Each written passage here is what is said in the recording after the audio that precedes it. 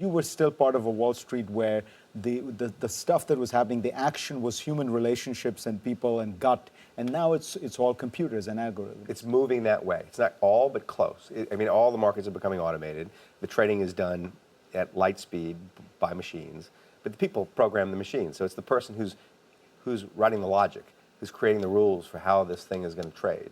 And yes, the Wall Street in Liar's Poker is a Wall Street where you're still shouting in telephones to people. And it's getting complicated, but it's still comprehensible. That's one of the great things, is how much harder this stuff has gotten to explain. I mean, it was a bit of a struggle in Liar's Poker to explain what a mortgage bond was. I mean, that was a new thing. But trying to explain a collateralized debt obligation or a high-frequency trading program is so much harder. I mean, it's just gotten, the complexity has created an opacity.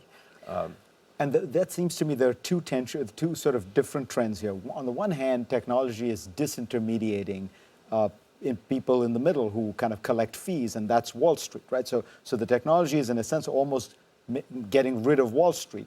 Correct. On the other hand, it's creating so much complexity and opacity that you need some gatekeepers, and maybe that's where Wall Street reinserts itself. Well, I think that I would put it a different way. I agree with you totally that technology is creating a world where much of what Wall Street is supposed to do, bringing together buyers and sellers of securities, lenders and borrowers, is going to be, the functions, it's not going to be necessary. So you're looking at an industry that's figuring out how to preserve revenues or create revenues where the old revenue sources have dried up. And one of the ways they do it is by creating lots of unnecessary intermediation in the automated markets. So I think that's something to watch. I wrote a whole book about this in the stock market, but I mean, I think it's going to happen in the other markets too. But it's not that it's a less legitimate function.